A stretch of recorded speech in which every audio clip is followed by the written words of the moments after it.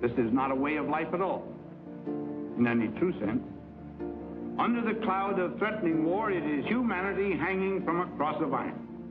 My father, as president, had strong guiding principles. He used to say, modern weapons take food from the hungry and shelter from the homeless. And so he was fighting with the Pentagon all the time for asking for too much and Congress for giving it to him. I don't believe we should pay 1 cent for defense more than we have to. Well, Eisenhower saw us starting to build program after program that was just out of control. And his own ability to shape national security policy was being hemmed in by these forces he couldn't control, and he was the president. On at least one occasion, Eisenhower was heard to say by those in the room, "God help this country when somebody sits at this desk who doesn't know as much about the military as I do."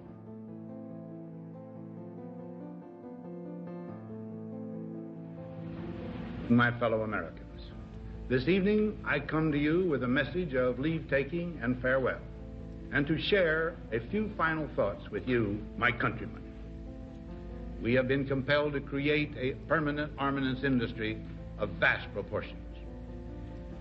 3.5 million men and women are directly engaged in the defense establishment.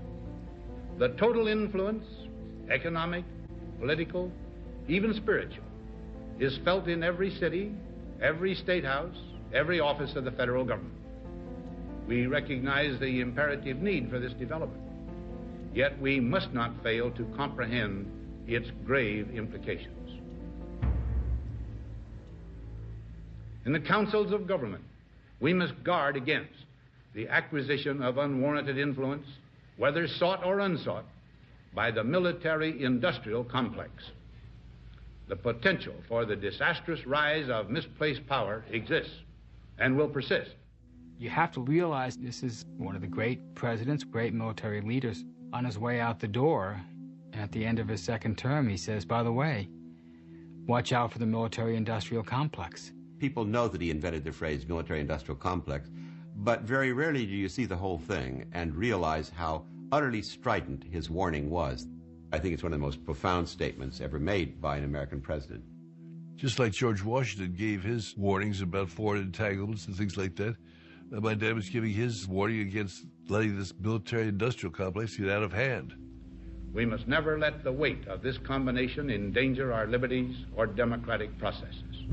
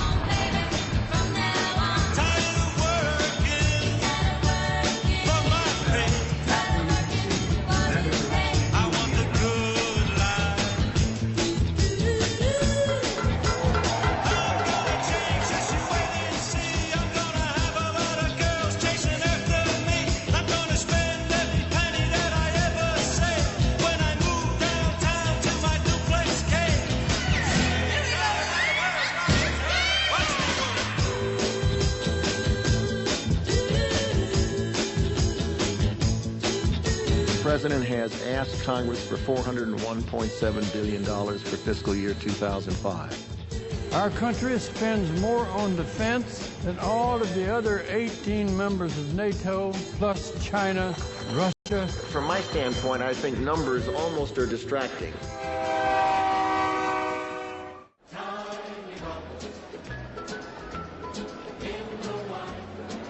This is a medium machine gun, 7.62 millimeter, over 450 rounds a minute. So I'm here to see the hit-to-kill technology. I don't know if you're familiar with it, but it's a missile that goes up and shoots tactical ballistic missiles out of the sky. These are my two daughters. President Eisenhower's concern about the military-industrial complex, his words have unfortunately come true. He was worried that priorities are set by what benefits corporations as opposed to what benefits the country. Name any playing card that will come into your mind. 1, 2, 3, name a card. Perfect. Now, we've never met before. No collusion. Which is really odd because collusion is our business. Yes, collusion with the military. You know, people sometimes think of the defense budget as you got to arm the troops, defend the nation. But for most people that are involved in it, you realize this is business. Competition for contracts between very large corporations. Industry has to have a bottom line that's black, otherwise their shareholders don't like that. So they have to find ways to interest the government in continuing to buy the product. Lockheed Martin and McDonnell Douglas and Boeing. Throughout America, there are factories, there are corporations that are involved on a daily basis to produce the weaponry, the ammunition, to carry out the American way of war. I'm just going to take your driver's license. Hi, sorry, cold hands, warm heart. The overall Raytheon mission in general is to be the premier supplier of solutions and meet all our customers' needs. Our job is to provide tactical missiles for all practical purposes. Paveway laser-guided bombs, Tomahawk missiles, Stinger missiles, Phalanx, which is actually a great big gun. The American way of war has been described as overwhelming firepower supported by overwhelming logistics. For every shooter out there, every man with a gun, there are hundreds behind supporting, providing the ammunition, the boots, the gas for the tanks, the oil. I don't guess I'm real proud of the fact that I make bombs, you know, for what they're used for. I think about when I see something explode over there, did my hands actually help make that, you know? I'd rather really be helping Santa make toys is what I'd really rather be doing. We try and connect our people with the actual guy in the field, in the plane. Some of them are their sons or their daughters. Your son is a reservist? Yes, he is a reservist with the 652nd Engineers. Sometimes I'm okay, and other times I can cry a river.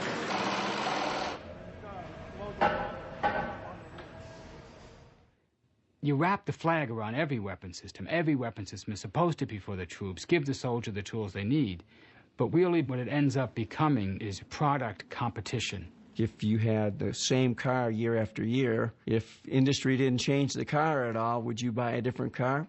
No, but when they come up with something that's got extra bells and whistles on it that suits what you need it to do, then you'll buy more.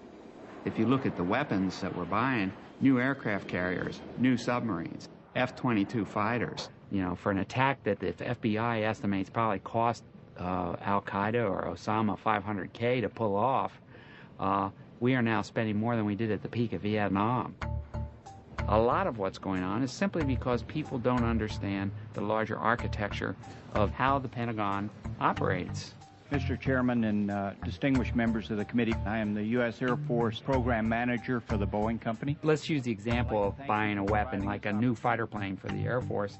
The action usually starts in the Pentagon, maybe at the contractor's initiative, but essentially everybody's working together. The KC-767A can carry up to 190 troops. Basically what you do is you come in and you lowball the initial estimate. The actual then-year cost is about half that estimate. You overpromise what it's going to do, and you underestimate the kind of burdens it's going to impose. We separately met with the companies, and both proposals were very good. Once the Air Force buys off on it, then you start flooding money to as many congressional districts as possible, as quickly as possible. The B-2 bomber has a piece of it made in every single state to make sure that if you ever tried to phase that project out, you will get howls from among the most liberal members of Congress. I believe in this military. I am urging the Senate to support this bill.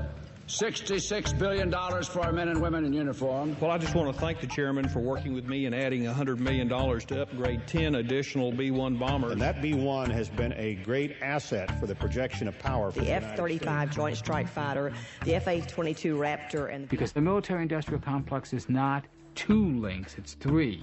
It's the military and the industry and Congress.